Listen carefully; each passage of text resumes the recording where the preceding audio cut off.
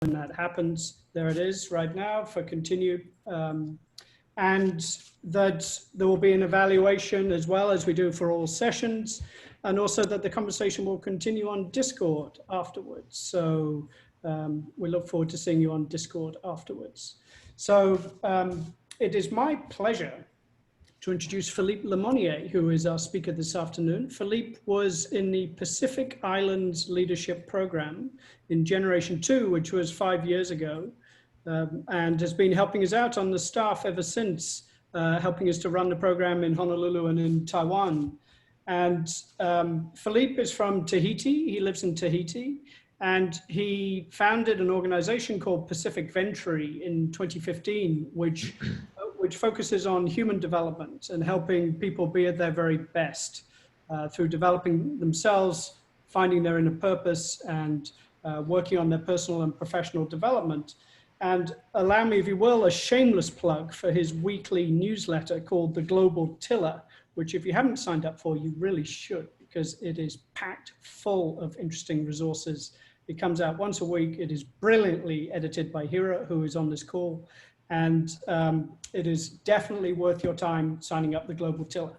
Philippe, it's a real pleasure to have you. This is such an important topic, one we can all relate to, and one which we will all have to think about. So over to you, and thank you very much for your time today. Welcome.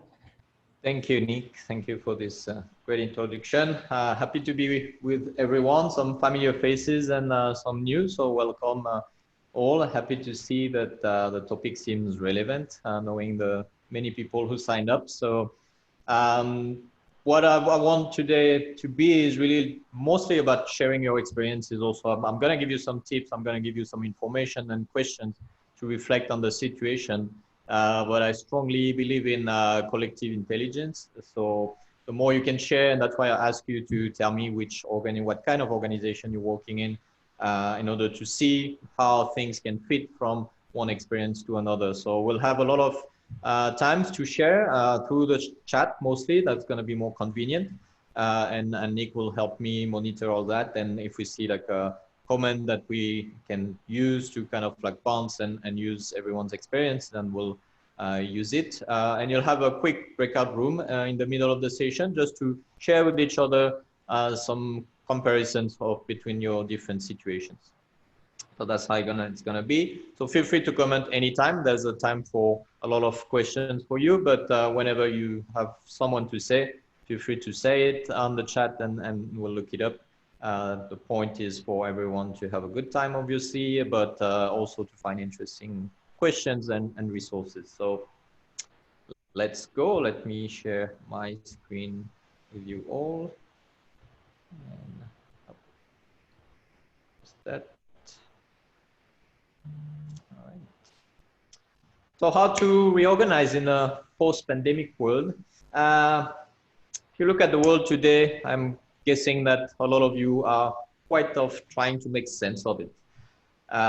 There's a lot of things going on. Obviously, there's the pandemic, but there's also different elements. And I like this picture that I put on the intro because it kind of feels like we're all puzzled facing the world today. And it can be a little bit exhausting. It can be a little bit hard to manage all that.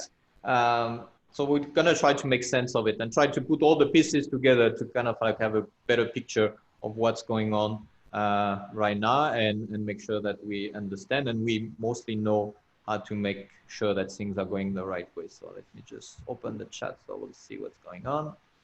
All right. So one thing that I really think is important in those times where things move very fast and very quickly is to kind of like pause and do a little bit of a diagnostic. And I'm going to start straight up asking you some questions. First question, very hard one, very difficult one. How are you? What's going on in your life right now? How do you feel with everything's going on wherever you are in the world? We are not in the same situation right now. Some like us in Tahiti, we are out of lockdown and stuff. Some are still in it. So how are you overall? How's things going for all of you?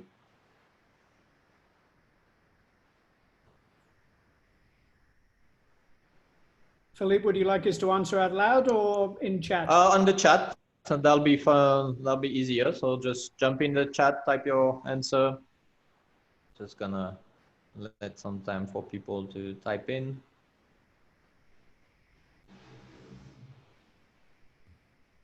Worried, Joyce? Yeah, I guess that's probably the general feeling for a lot of people. We're worried what's gonna happen. We're gonna come back to this a little bit soon. Yeah, the US indeed, Melanie, is a very troubling situation. We're following that closely because in Tahiti we have most of our flights coming from the US. So indeed, energized, Carol. Great to know that. Good to be able to keep some energy.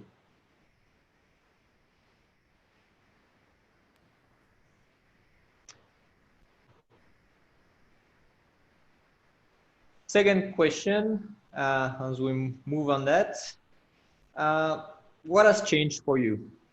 We have been in the pandemic for like 4 months. It's a different world for sure.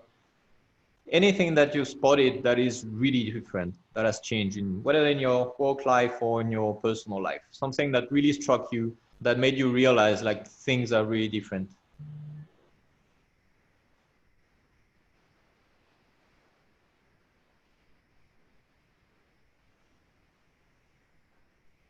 If you have seen anything that has changed in your past life.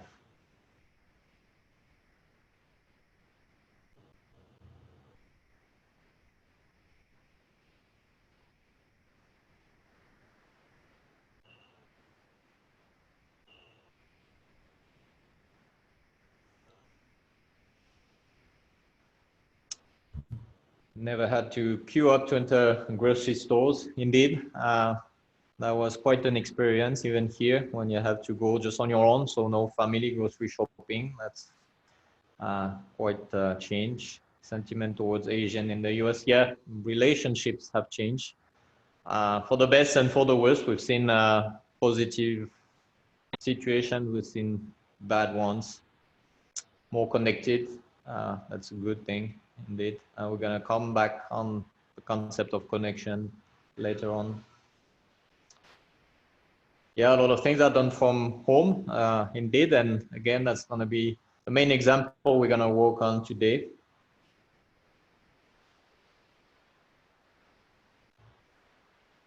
Oh yeah, so the courtrooms, yeah, I bet running a trial must be very different now. And I ask a lot of questions. Being a former lawyer, I kind of like understand what it can mean. Never go back to the office. Yes, exactly. We're going to talk about that. That's going to be the main example we're going to work on today. Rethinking the relationships. Yes, that's very interesting. We kind of like reconnect more deeply with people who are far away.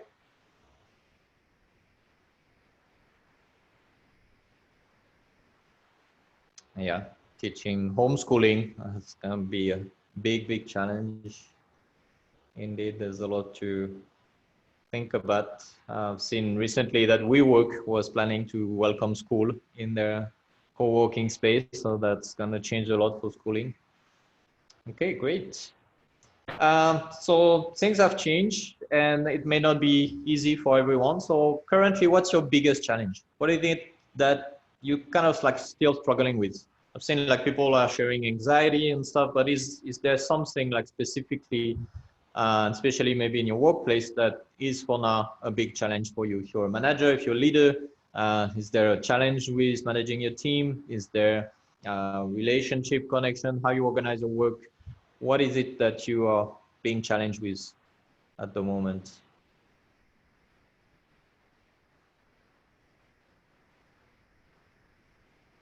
Work travel, yes, I'm guessing Nick would have a lot to say on that, how to organize your travels when you work and you travel for work. It's definitely challenging. I can relate to that too. And how you rebuild on that. And definitely Zoom has been a great tool for those who cannot travel for now.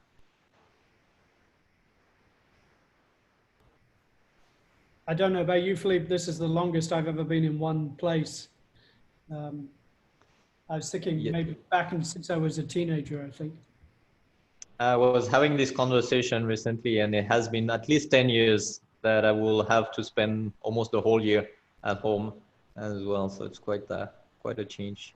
Fortunately, I'm getting on a plane next week. I just don't want to tease you guys, but I'll be in Bora Bora. So, you know, some That have was a rude. different life. That was rude. Privacy. Yeah, Zoom fatigue, indeed. That's very different type of work and different way to manage connections and meetings when you're on Zoom. The energy is different. The way you organize is different. That is true. Separate work and non-work time. Also, we're gonna talk about that a little bit also. Yeah, travel again, Christina, same indeed.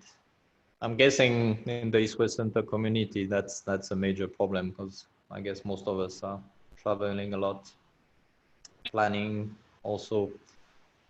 But the good thing when you have challenges is that it also raises opportunities, and we can see the glass half empty, but we can also see the glass half full. Is sometimes a little bit difficult, and obviously the current situation has a human tragedy in it that sometimes can refrain us from thinking about opportunities. But there are opportunities in what's happening right now. So, are there any opportunities that you've already identified and that can be helpful for you, either to start a new project or to change things at work, something that you're trying to do since a long time, but you never really had the context for it, and that may now be the right context for you now. So have you already identified anything like this uh, since we've entered these uncharted times?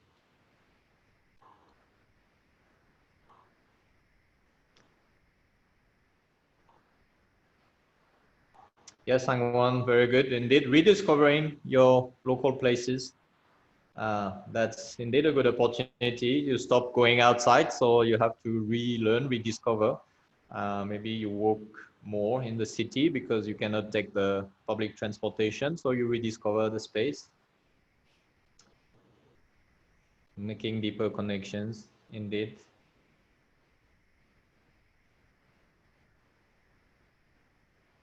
Joyce, great new opportunities, indeed. I have to jump in at some point and say, well, if I can't do it traditionally, then maybe it's the time to do things differently. Going back to nature, yeah, it's a very good opportunity indeed. Kind of like refocus us on things that we may think are important, and that's something we're gonna talk about in a bit. Yeah, engage with people we may not reach on site in person, more connected. Yeah, good. Those are interesting words, and those are keywords that I'm going to talk about a little bit more after. So you're on the right path now to reorganize properly in this post-pandemic world.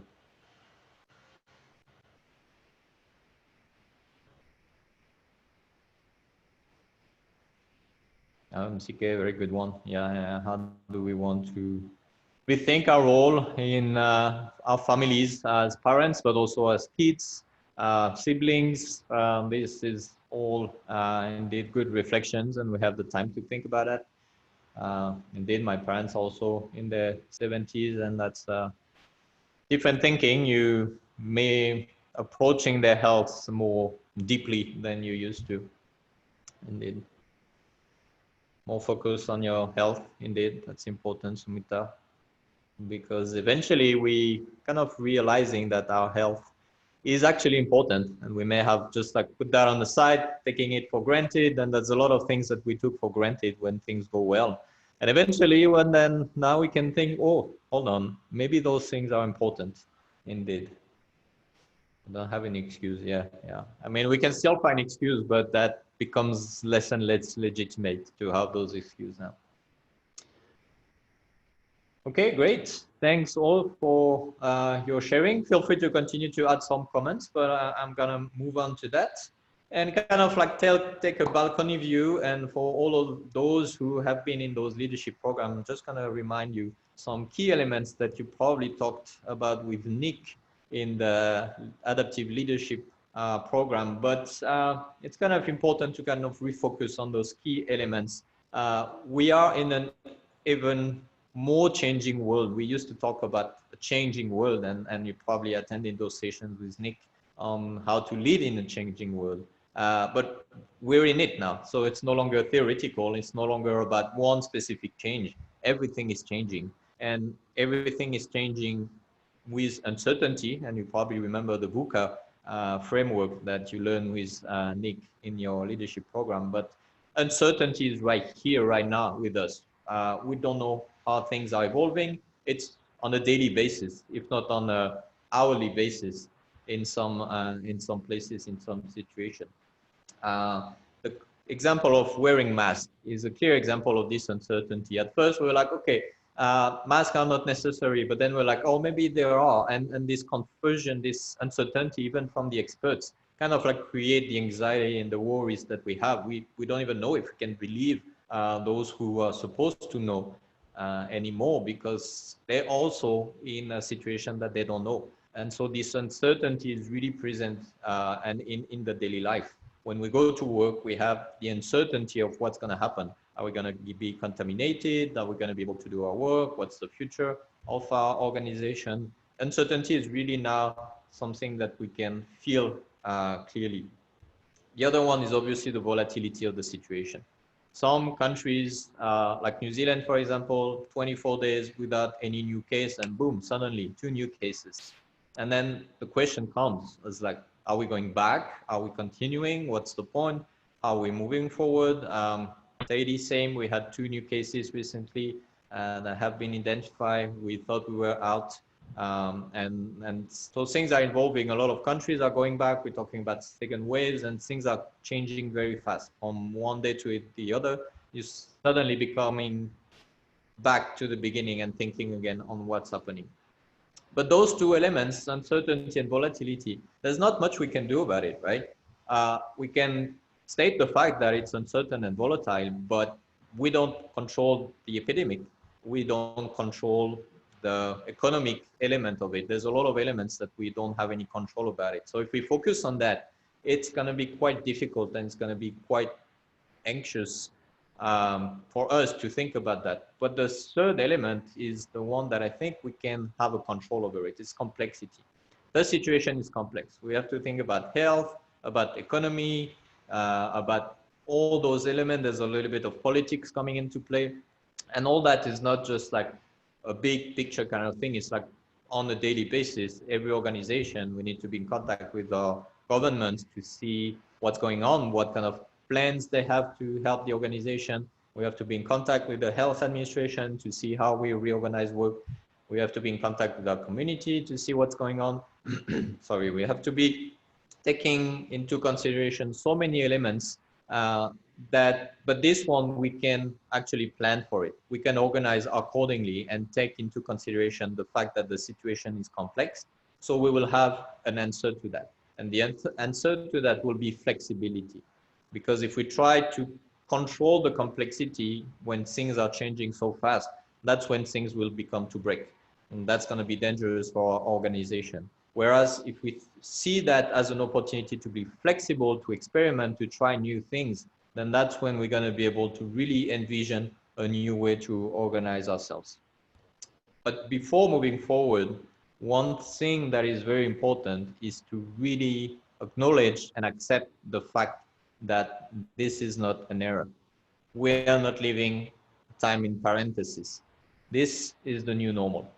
This is really what we're going to have to live with right now for at least years, if we listen to the experts. And eventually, anyway, that's going to be the new normal, because as a lot of experts are telling us right now, this is a rehearsal for climate change. Those events that come suddenly and disrupt the whole daily life of countries, organizations, and individuals are going to be more and more frequent every day. Cyclones, flooding, sea level rise, all those. So we have to be prepared and understand that this is the new normal. The new normal is going to be based on events that come and stop everything. So when we think about our work and our organization, how do we reorganize, restructure, and rethink the way we work, the way we organize, in a way that will absorb the shock of those events, because that's just going to be the way we're going to have to live now.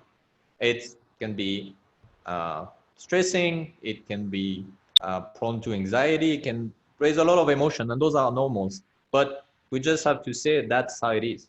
So how do we find the opportunities in that? To rethink, to reorganize, and to do things differently.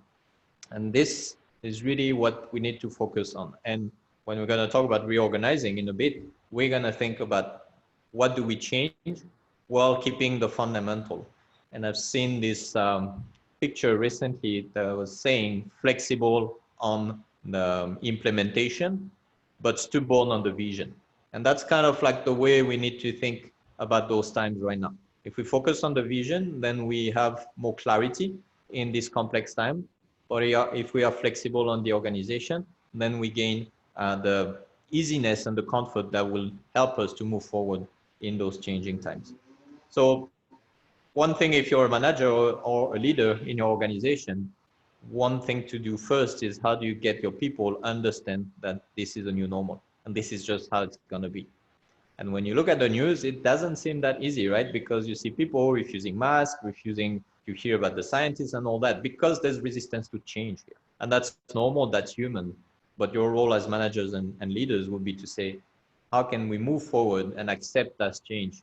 And then say, okay, now that we have all accepted that it's the new normal, how can we move forward? And so we're gonna look a little bit closely on what happened with the work from home situation right now. I'm guessing a lot of you have probably implemented work from home since the beginning of this pandemic. And if you follow the news, there's a lot of articles saying that it seems to be that people are more efficient actually when they work from home. Obviously, not all the jobs are transferable from the office space to your home. If you're working in a factory, you can obviously not build a car in your house for now, at least. Maybe in the future with 3D printing, but as for now, it's not possible. But a lot of jobs are transferable at work. And we started to see that actually we're more efficient when we work from home than when we have to commute and start the day with like 30 minutes of traffic, and then we get stressed, and then there's a lot of elements that come into play and that impact our productivity when we are at the office. But if you're a manager, you may be also struggling with the idea of not being with your team. What are they doing? Are they working? How are they working? Are they doing their hours? Are they not looking for another job because I can't control them? And there is this temptation to kind of like try to see how I can control while being away, and how I can implement tools that will make sure that I still have the grip on my teams that I used to have when I am at the office. That's when the Zoom fatigue comes in, because you get people connected 8 hours a day on Zoom. How do you want to be in a good mindset when you have people watching you through the screen, right? So we have to resist the urge to get people under our grip while we are away from each other. It's very important to not getting people enslaved on their computers, but find ways to just be efficient and find this way to be efficient. Just checking on the comment from Nick. Bill Clinton once referred to the quiet miracle of normal life. What is normal for one person can be very different from the next person. Exactly, indeed. That's a challenge. It's like we don't have all the same homes. We don't have all the same way to organize. Some have kids, some don't have kids. So it changes a lot. I have a team here in my company, young trainees, Gen Z, super digital. So for them, working from home is like super easy. But one of my trainees is better from 6 to 12. The other one is better from 12 to 6. So basically, I have to juggle with that and not force one to be working at the same hours as the other. Otherwise, then I'm going to prevent one from being efficient just to be with the other. So as a manager, when I have a team and we're all working from home right now in a context that makes people anxious to go back to the office, I really have to resist the need to get them back as soon as I can. That's something we've witnessed here in Tahiti. As soon as the lockdown was down, all the companies said, people go back to the office. And I've met people who were telling me, I'm anxious, I'm still anxious. I know we're COVID-free now, but going back there and what's gonna happen? And when we're gonna reopen, I'm gonna be in the office. And I've found that I was more efficient at home. And I would like to continue that, but I don't know how to say it to my manager because he wants me to go back. All this is exactly what's going to happen when you add rigidity to a complex situation. And it's very important to think about all those habits that you have as a manager or as a leader when you're like, no, I need to control my team. Do you really? Because maybe you don't. And maybe you can just try the alternative to see how it works. So what's important is actually as a manager, and that's a bit of a challenge for people, is to put yourself in the shoes of your team. And not to ask yourself, what do I need to feel good about my team and how they work, but mostly what do they need to be efficient and what shall I provide to them in order to be efficient. So if some people tell you, I want to go back to the office, how do you plan that? And how do you manage the equal treatment for everyone if some are at home and some are at the office? How do you manage the communication? How do you manage the connection between all of them? The good news about that is that we are all together in the same situation right now. What I mean by that is that we are all in uncharted waters. No one has ever lived a pandemic right now, at least no one who's still working right now. There may be a couple of survivors from the Spanish flu, but I'm guessing they're all retired by now. So for all of us, it's quite new. So we have the time to experiment. We're not over the pandemic yet, so we still have time to implement solutions. Try things. The economy is down anyway. We're not going to lose that much by trying things, by experimenting, by proposing, by opening to ideas and being creative. That's the perfect time for that. And then we'll find what fits and what doesn't fit. And that will help us to slowly move in and move efficiently in the next time, which will be post-pandemic. When the pandemic will be over, we'll be very much back to a life that is not under threat. Then we'll have established our organization again. I've heard a lot of people here saying, oh, I'm waiting for the lockdown to be done to think about what I'm going to do. If you do that, then you're wasting time and you're going to be late because everyone else right now is experimenting, trying new tools. I know that East West Center is experimenting on new platforms, new tools as well. That's exactly because it's the time for that. And if you don't take the risk to experiment and also to ask your people, what do you need? What do you want to try? Then that's when you're going to start trying to do things as they were before, and that's not going to work. One thing that I use more and more in my work is the idea of space and how as managers, as leaders, and I'm sure Nick has a lot of elements on that, we are here to open the space for people to be comfortable, for people to feel that they have the space to move, to propose, to generate ideas, also the space in between we fill up with connection, with relationship. And all that is going to be most of the focus we're going to have to look at in this time. So I wanted to show you this slide. There's going to be a lot of writing on that. Don't bother too much reading all that, but just to give you a sense of the situation right now. After that, we're going to move on to the breakout room. I'm just going to have you share your experience with the other participants. But what you have now is the comparison between the work from home situation and the standard traditional office situation. Both of them have pros and cons. Those are the cons of an office space. And in the pandemic time, obviously, a big element is that it's a closed space. And if people come and they're sick, they can contaminate everyone. Introvert people may not like the office space. I'm one of those. And obviously, office spaces in some cities cost quite a lot. It's expensive for a company. But there is also pros for the office. There's more social connection, the water fountain, chats, all the lunch and dinners we have together. It's easier for those who have ambitions to be seen and to be noticed by their managers. And that kind of like group people in urban areas where they can have access to more utilities and all that. The work from home situation has also its downs. There's a lot of them. We are isolated, we have less social connection. It's hard to like control people, as I said earlier. And there's inequalities because some people don't just have the space at home to work properly. I know a lot of people who have, like, let's say, a secretary job, and they have a very small house, and they have lots of kids, and they have lots of people living with them. How do you expect them to be efficient at home when they live in a very cramped environment? So that those inequalities are quite staggering in work from home. But there's also a lot of pros.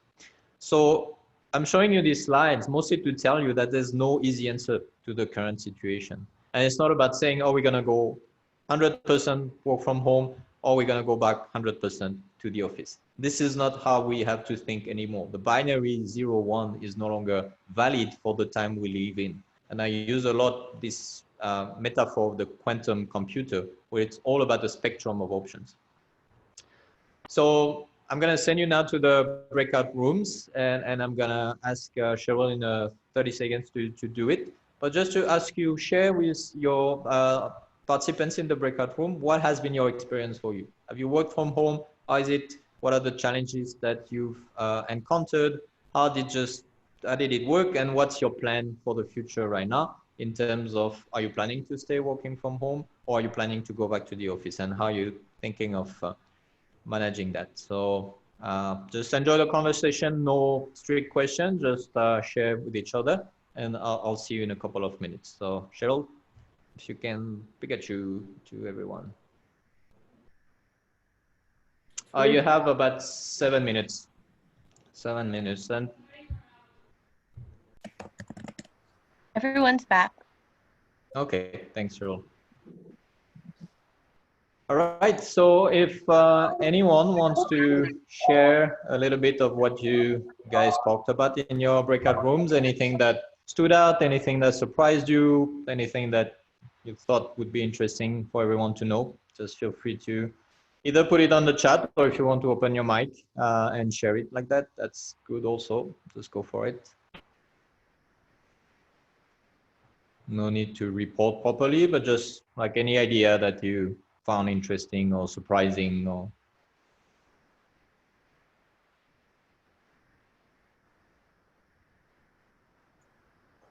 Hey, Philippe, I'll go. I think Marvik and I talked about some really cool stuff that she's doing in her work as a judge. And I thought particularly just aligning all of the people in her work and with her job to help them to be more successful. I mean, I think it's something that's like very basic that, you know, logically we all know, like, how can we help people around us and set them up for success? But yeah, I just think it's really cool how she's training people on Zoom, how to do those kinds of things when you're conducting sort of court-related business.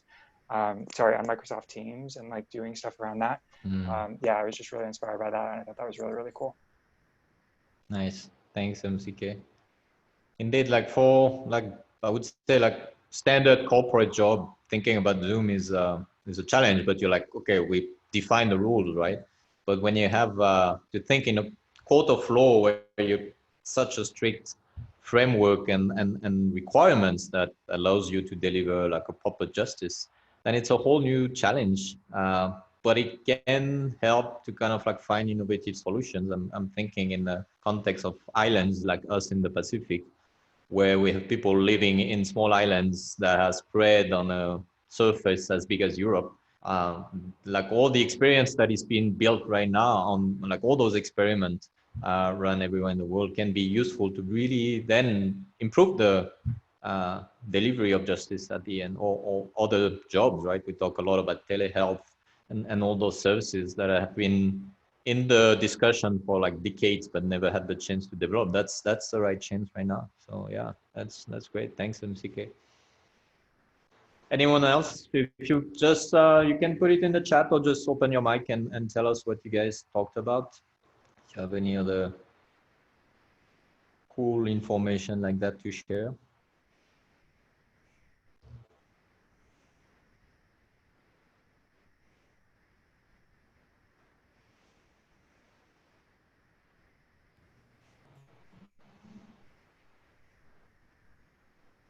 This Nick, is if you wanna. not a shy group, definitely not. looking at who's on this course. So somebody just tell us something from your conversation and we'll run with it. I can share about a quick project. 3 years back, I did on mobile telepresence robot. So in my role, I have to visit a lot of apparel factories. So the project was about like setting up a mobile telepresence robot. And if you are in US, you can just dial in and you can take a factory round, like just take a round of the factory without being present in that particular location. So when the project was completed, it was a Walt Disney project, but the factories were not happy about that device being there in the factory. But today it seems that for the brands, a device like that would have been so helpful because nobody can travel. So actually dialing in to that device and actually taking a round of the factory would have been very, very useful in today's time with like so much restrictions on travel. So this is what I can recollect from the project I have done 3 years back. Nice. That's interesting indeed. There's a lot of conversation going on around robots and automation and how this is going to be impacted by the pandemic. Is it going to be accelerated or not? And we've seen the graduation ceremonies with like those telepresence robots also and students being at home and having like their graduation ceremony run as well. It's quite interesting to see what trends is going to start by people having to be stuck at home but being willing to move. It's yeah. I know many offices in California are using it, the tech offices, like it's like a stand with an iPad on it. So as you dial in, like the WhatsApp call we do, so you can dial in on your own and the machine automatically gets on, and you can just like with your, like on your keypad, you have those directions, right? Straight, right, left. So with that, you can control. You're actually driving through the space, like the office space or any other space. So yeah, might be, this will be something which will be more explored in future. So just commenting on what Sumito was just saying. So in my previous job, I used to work for Cisco, and we did have those robots, and I personally did use it to give a presentation at a conference one time. One of the challenges I found was that people were more fascinated by the robot than they were with what I had to say. So that's a challenge of using a robot. And they were definitely a novelty in our office. One of the things I just wanted to share was in my current, so I work for LinkedIn, but we are owned, our parent company is Microsoft. For folks who didn't know, we are part of the Microsoft ecosystem. As such, we were the first company in the Bay Area to go on lockdown. So for folks who don't know, at the time, Bill Gates was still on the board, and Bill Gates is definitely has strong feelings about COVID and the current situation. So we've been on quarantine since March 3rd. That's when I went into quarantine, and I'm still in quarantine.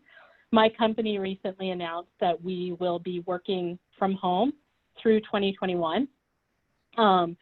And they are starting to do, we have surveys, employee surveys and things like that as a management team where we're getting a feel, but on a company-wide level, 85% of employees expressed in our last survey that they want a hybrid model into the future. So the ability to work either from home or from the office. One thing our company has already expressed is that they will never, going forward, force anyone to go into the office if they don't want to. So I think we had about 8% said they would prefer a fully from the office model. And that mainly revolved around mental health issues, that they couldn't find mental health or maintain their mental health at home. So my company is definitely working on the hard data and then thinking about how that's going to shape the workplace into the future. But like many Silicon Valley companies, the message is if you're not essential to be in a physical space, you're working from home through at least through January 2021. Okay, interesting. Thanks for sharing that. Going back to the robots, the question I have is how people will get used to have co-workers who will be robots guided by someone working from home while they will be at the office. That's going to be an interesting challenge, and definitely things that will have a cultural impact, like in Japan. I'm pretty sure that's going to be quite normal, but in other countries, that's going to be quite a different approach to see. We have Joyce sharing what Sangwon shared. Indeed, how the COVID-19 response of the government would affect the response of companies and people. That is very true. Because obviously right now everyone is looking at the governments to not only at the health element of it, but the economic element of it as well. And obviously the government is expected to show the right example. And I kind of like confuse the message if the government is saying one thing and companies are saying another thing.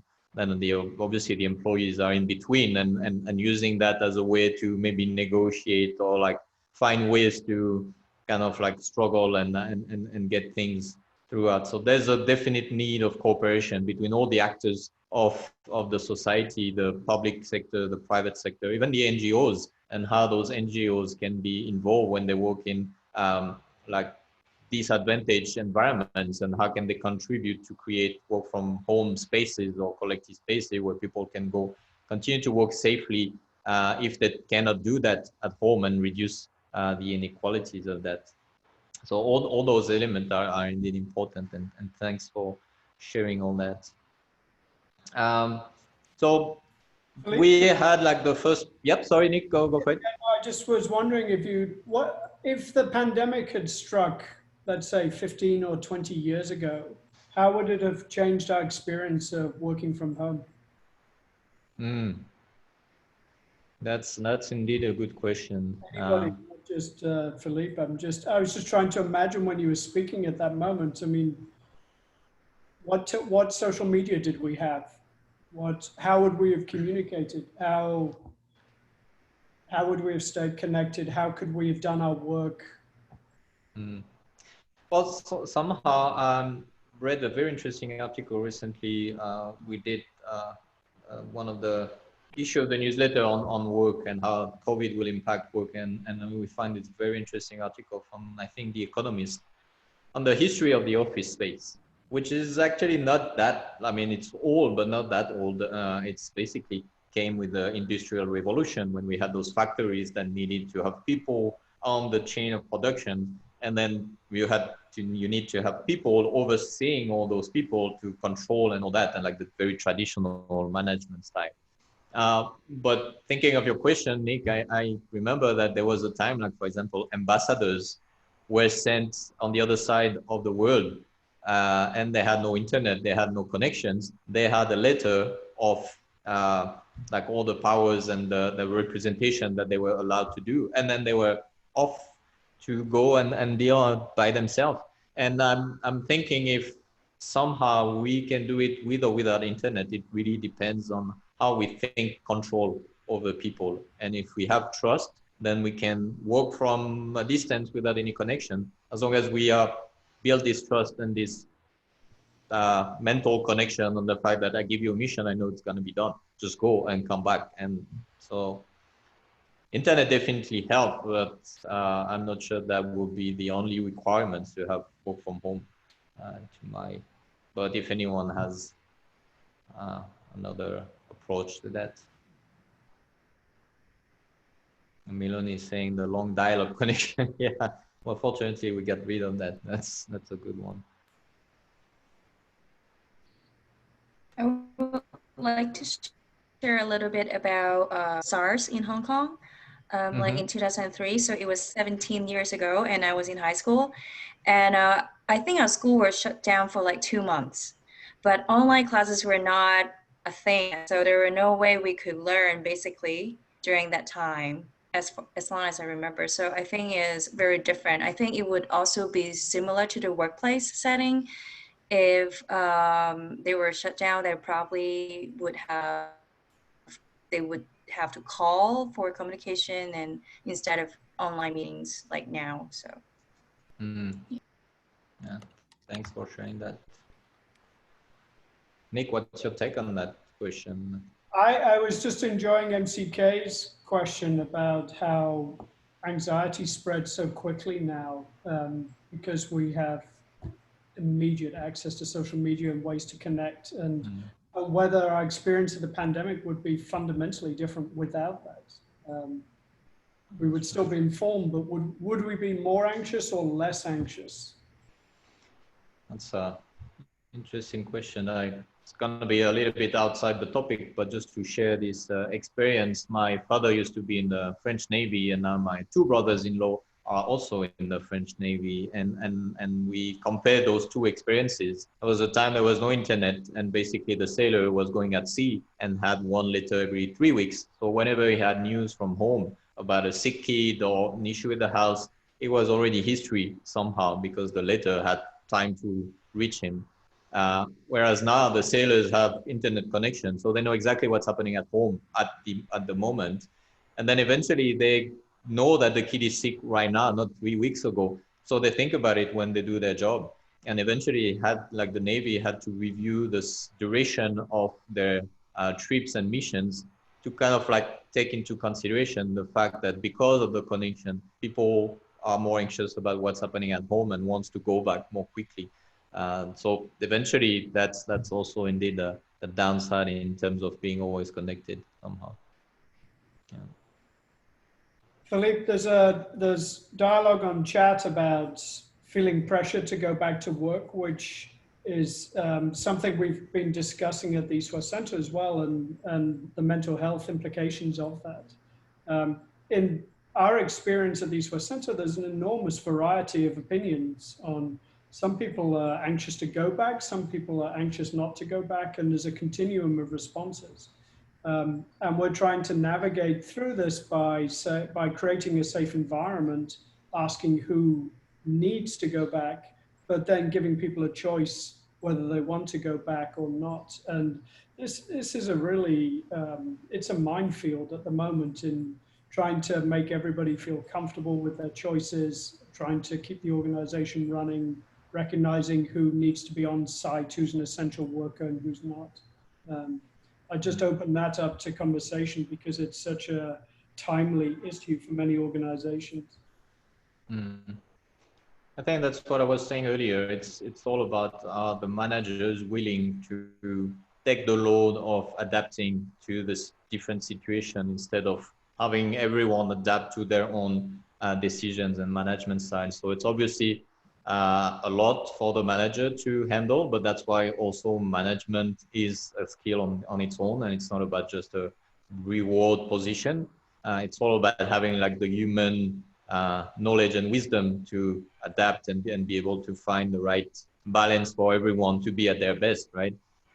So I think that really this COVID situation is really pushing management and leadership to let go and learn to stop being willing to control, and also to learn how to be adaptive more than they ask their employees to adapt. Sorel has said that people are talking about what they miss in the office environment. I think it's a great question, because there are things we miss: the interaction with people we like and enjoy, the creativity, the conversation, the human contact, the ideas, the serendipitous encounters you have with people, getting work done. I mean, there's all of these things. I don't know what people on the call miss. Jump in if you have ideas. What do you miss about the office at the moment?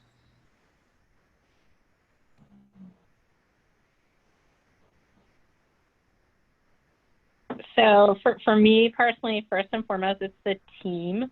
I just absolutely adore my colleagues and the folks that I work with and derive a lot of energy for them. And we are, I think, more fortunate than a lot of people to connect online, but there's just something about those hallway interactions that are really different. You know, one of the great perks my company offered that I think most people are missing is we had free food. So breakfast, lunch, and afternoon snacks. We'd often go for ice cream hours or coffee hours, and just those few minutes of being able to have informal conversations with your colleagues makes such a big difference, or to share a meal that makes such a difference. So definitely something we're thinking a lot about. Just this week, one of my coworkers for his direct reports ordered food or ordered groceries delivered to their house, and somebody's team member's mother led a cooking session, and they all ate dinner together. So we're trying to be a little creative about those cultural bits of sharing a meal, or how do we continue to foster camaraderie in this environment. Nice. Well, that's actually going back to the slide that is on the screen right now. I put it on the screen mostly not for you to read all that because there's a lot of text, but because it kind of helped me to understand what's going on right now. First, as I was saying before the breakout rooms, there's no easy answer. It's not either or, it's not office or work from home. That's definitely, we have to give up on that idea. It's not that simple. So whoever is a manager who wants to have a clear answer, unfortunately, that's never gonna happen. But one thing that I've seen while looking at all those bullet points is that all the pros of the work from home situation are actually broader pros, if I can say it this way. It's actually helping the organization to think more about its impact and its role in the community more generally. As I was saying, it allows company to save on office space, so save rent and maybe use that money for different things. It's unclogging urban areas because people don't have to live close by the office in order to go to work. It's easier to maintain the connection with the family because you have your kids that you can have at home. You can still be with your partner or your parents if you're living with your parents, whatever. It opens opportunities also for more diverse team because we can hire people who are in isolated regions or isolated places or in neighborhoods where they don't have an easy commute and then they don't even apply to a job. So all the pros of the work from home situation are kind of like social responsibility kind of elements that can help the organization to move on these elements. And the cons of work from home, and that's what you were discussing right now, are, to my perspective, mostly due to the lack of experience we have from the situation. These are things that can have an answer. And some answers I'm going to try to provide them to you right after that. But it's just that we're not used to work from home. We're not used to organize that. Some have made experiments, but these are like just like few stuff. We are doing an experiment at the big scale right now, which is super interesting to follow because everyone again is at the same level of trying to understand and trying to experiment. So those cons of work from home are actually not that big of a deal, if you let me say that. It's just a matter of trying. It's a new alternative that we talked a lot about, but we never experiment. Now it's the time. So how do we solve it as we solved other issues in the past? Whereas the cons of the office space are all about the limited elements of things and the control elements of things, which is also quite interesting because it kind of like drain with it the cultural office that comes from back to the industrial revolution, where we had a very different vision of the workforce. So when you think about it, eventually you kind of like thinking that we just have to find new solutions, but it also opens opportunities to try new things. While the office work, yes, have some more elements of connections, but we may be able to find these connections more obviously. And that's what we're going to try to talk about right now. The key, I think, from all the readings I've made and the research I've done recently, is really about connections. And there's 4 levels of those connections that we can think about. The first element is connection to others, and that's exactly what we were discussing just before. How do you make sure that people stay connected while they are physically distanced? Because in some countries that still apply. In some it's loosened a little bit now, but we still have to think and have in mind the idea that physical distancing is a thing and is a thing that is here to stay. So the question is, and those are questions for you to kind of like think about, do you have to have everyone connected on Zoom at the same time? Do you have to get everyone back at the office? Do you have to maybe encourage people to meet in smaller groups? If they live close by, how about they have their own meetings at someone's house or at a community space where they can use and meet? You don't always have to have the whole team gathering. You don't always have to have lunch with the whole team at a place. It's all about making sure that people remain connected with each other, whether online or on site, but giving people also the innovative way to do it. If you have two people living close by and they like to run together, just let them run and use that as a meeting time, because that's also something you can do, is to meet while you walk, or to meet while you run, or to meet at a coffee shop, or to use co-working spaces. I was writing recently about how the current situation is pretty much the Phoenix situation for WeWork, who can really have now the ability to say, you cannot go back to your office, or you don't even want to pay a rent for an office. We have co-working space that you can use every now and then. You don't have to use it permanently. You can just make sure that people remain connected to each other. So that's a very important thing. That's where we can compensate what's missing from being at the office, the water fountain discussion and all that. We can have them, we just have to be innovative and try to experiment. And mostly, I think the key is really about finding ways to get people connect in smaller groups than having to get all the time like something very structured and all that. Just going through the, yeah, walk and talk meetings, exactly. And it has been proven more efficient than sitting in an office room that have aircon and coffee, where you're more willing to stay 2 hours to just chat and have a very unproductive meeting. Whereas when you walk, well, then maybe not everyone likes to walk, so you're gonna be efficient in your meeting. So all those small ideas and kind of like rethinking the space of the organization outside just the office walls. The organization is all about people. It's not about walls. It has become about walls, but it's mostly humans. You may have the best building in the world. If you have no humans to fill in, you have no company. So if you take the humans outside the office, is it that big of a deal if you maintain the connection? And that's really the question we have to think of. A company is not a giant facade with a beautiful logo, as much as some have very nice logos.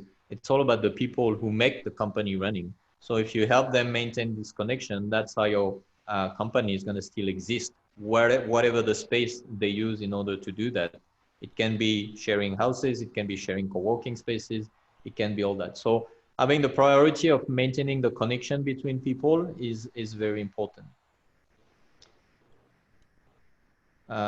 Nick, and feel free to interrupt me if you see any comments on that.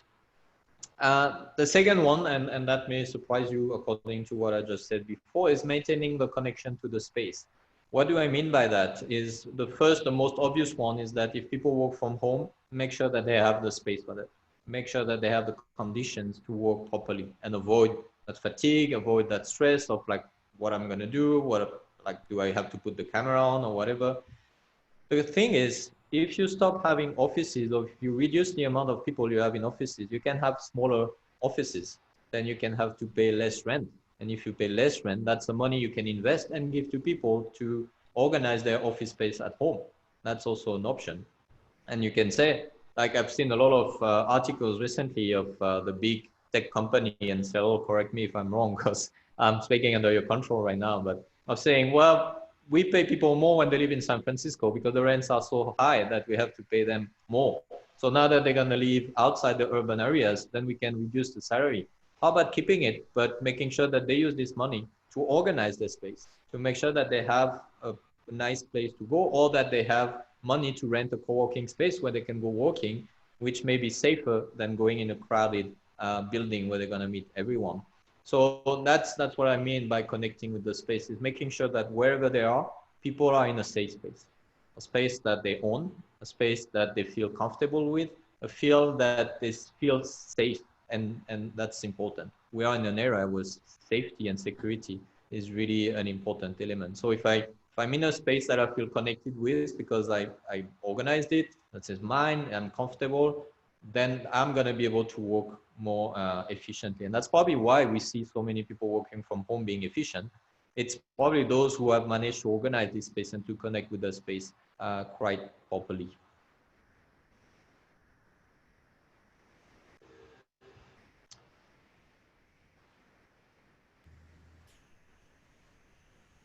Then the third one is being connected with your routines. And that relates to uncertainty and volatility. when everything is moving around you, if you have some things that remain, it's going to feel much better. It's going to get people really feel comfortable. So if you wake up always at the same time, if you have like a coffee break, or if you go do your workout at some point and all that, all those small routines in life that you may have at the office space, and that you think, oh yeah, I'm home right now. I can stay in my pajama, or I can work at 10 until midnight. It doesn't matter. It actually does matter, because it's all about making sure that you have a framework of life in which you have those repetitive tasks that makes you think that there's still something that remains.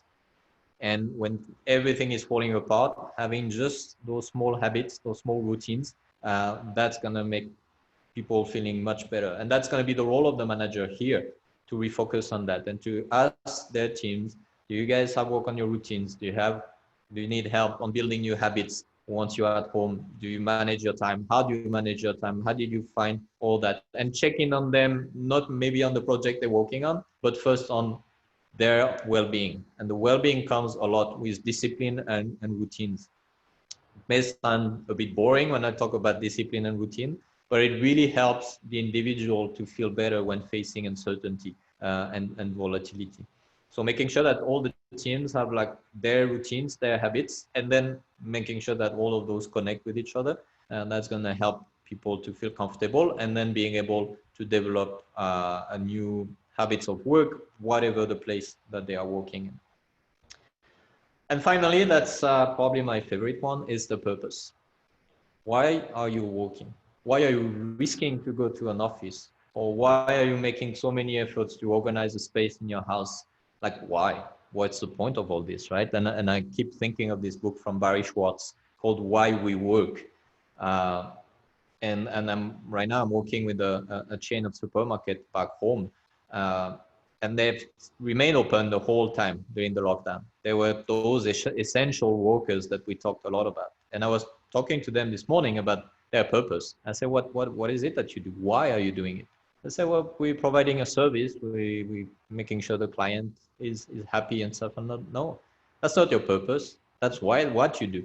Why you do it is like you maintain your community well fed, because you're open all week long.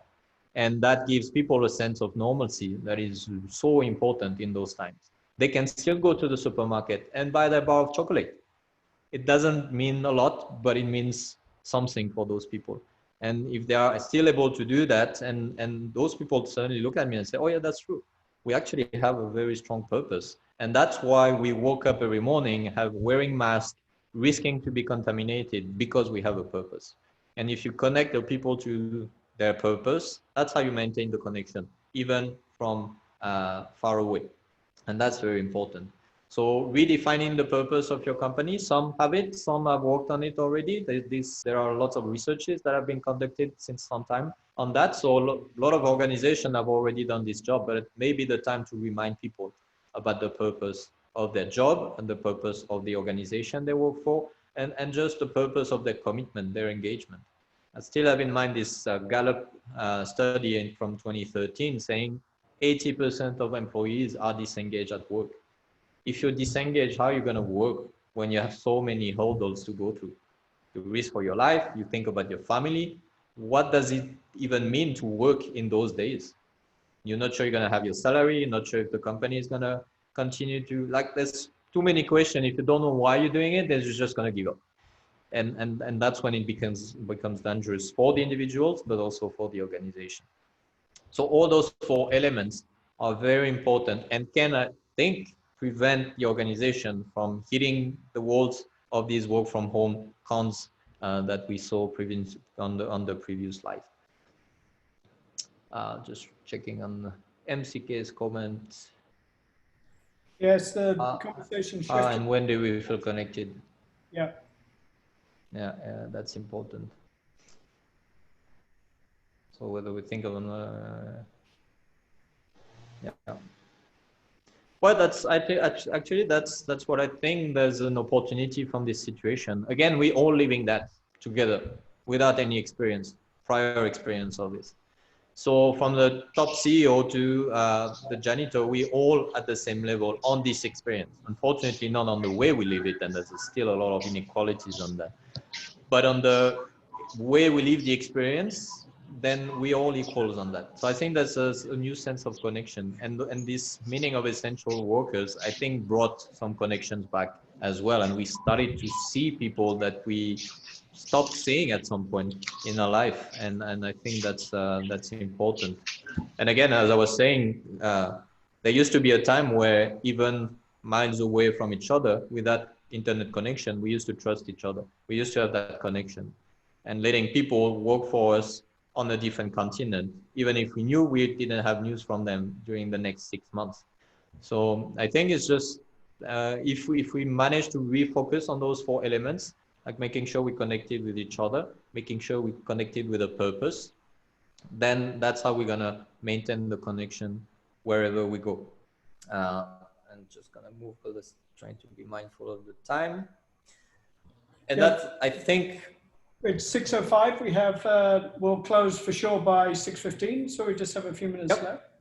that's reaching the conclusion. I want to give back everyone 5 minutes to share final comments. But what I think is important, if we think about reorganizing in a post-pandemic world, is mostly work on values.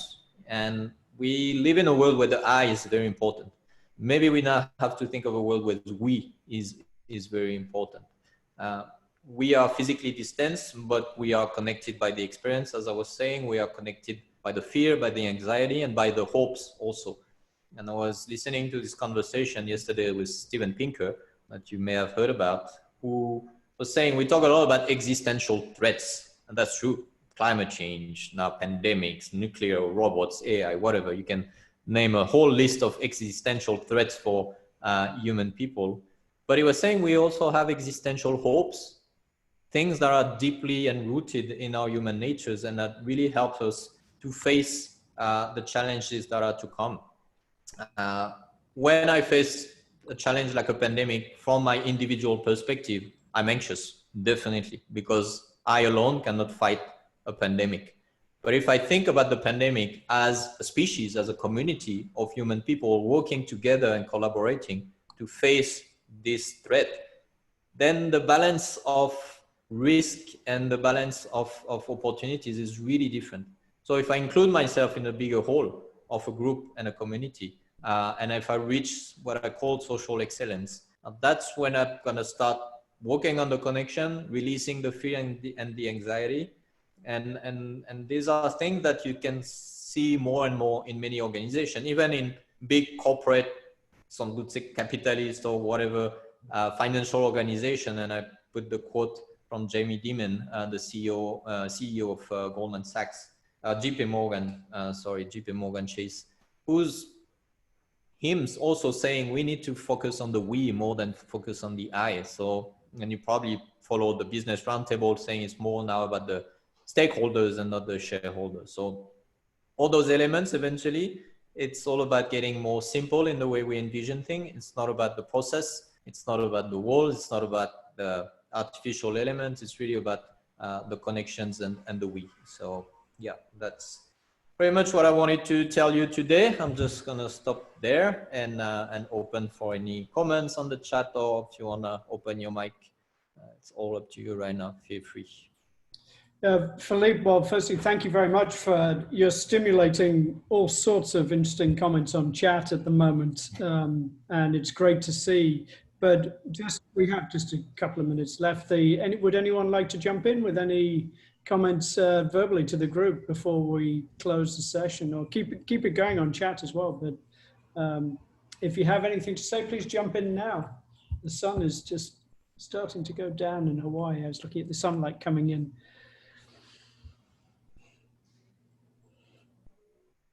I just want to quickly thank Philip and all the participants. Such an interactive session. It was really great to meet everyone and have a great chat about life post-pandemic, like how to reorganize the new world. So thanks so much. Thank you.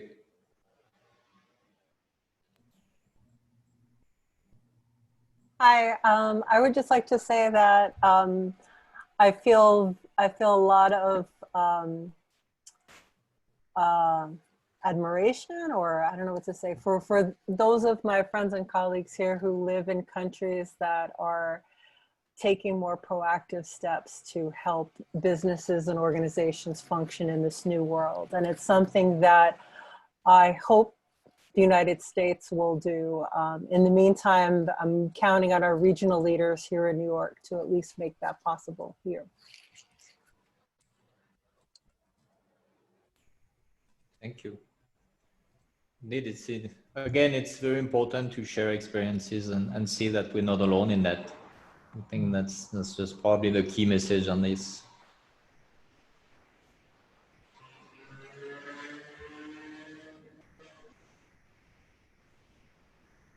If anyone else has any other comments, go for it. It's open mic now. Joyce, you look as though you have something you want to say, even if you don't. I think one thought I have in mind is that because I just moved to the US fall last year, and then I basically have been staying at home this year. And I think for people like me, I think it's really hard for me to understand their local culture by just doing stuff virtually. That's why I was asking a question. I think it will be difficult for people who are new to the company or even the context. So, and I feel like the cultural harmony in, at least in the US is, or maybe harmony or cultural dimension of the country has been not the best, I would say, would be undermining because of the pandemic. So I think especially in places where there are multicultural groups, it's important to be mindful of how the pandemic is affecting different cultural groups as well. Yeah, it's just a thought, a personal experience. Thank you. Thank you. Thanks, Joyce. That's indeed important. And like here in Tahiti, we have a multicultural community. And it was interesting to see somehow how, and going back to MCK comments earlier, Facebook and the social media kind of disrupted this balance of connections and yeah, links between people, because it became this platform where everyone was expressing their anxiety at the beginning of the pandemic. And we've seen some comments that were unfortunately not very welcoming. But eventually, I think when people started to go over their fear and the first step of change, I think that's when they started to remember how important it was to reconnect. Now, the big question will be when we'll reopen really to everyone and we get tourists back, because we're a very touristic place here.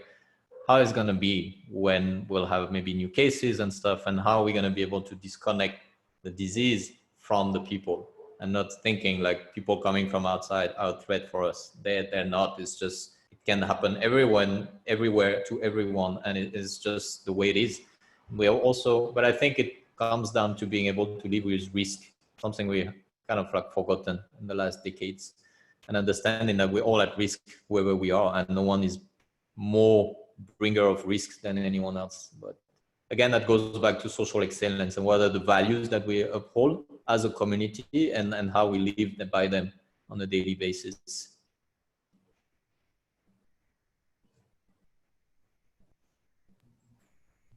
Hey, Philippe, I think your session, one of my biggest takeaways or the biggest sources of energy, I think, is just this idea of experimentation. And I like to think of myself in general as someone who enjoys experimenting.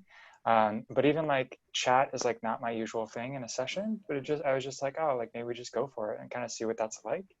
And so I think there are like these very like little and very small ways to go about doing that kind of thing, which has been really cool. I think even just throughout this process, like Sorel's thing, just last one, like super energy.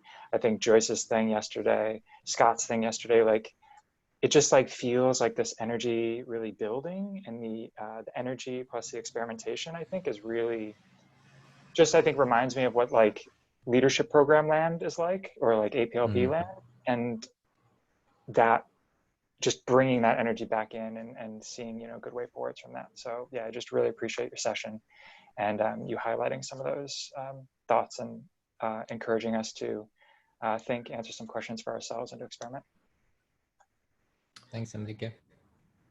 Thanks, MCK. I think that's a perfect moment. I hope I'm not going to cut anybody off here to say thank you to you all for the session, for sticking with us and enjoying Imagine the Hawaiian sunset at the moment. If you're in different parts of the world, it's a beautiful evening here. But Philippe, really a testimony to you is I hope you'll enjoy reading the chat after this session, because you're going to see a lot of comments you won't have had time to keep up with, and all sorts of engagement and ideas and reflections and questions, and your facilitating this has stimulated that conversation. So thank you very much for bringing us together around this topic. Thanks. And for hosting a curiosity conversation, as we like to call them. MCK also hosts conversations, we all do in different ways. And it's really the heart of what we do in APLP and in all the leadership programs, is just bring people together, get to know each other, share ideas, have conversations,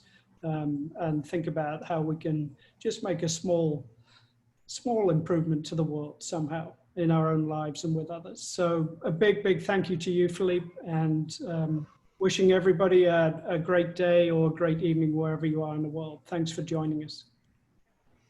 Well, thank you everyone for joining. It was great to hear your experience, and I'll definitely read all the comments and stuff because I could see that it was going a lot. So thanks a lot. Thank you. Bye, everybody. Thank you, everyone.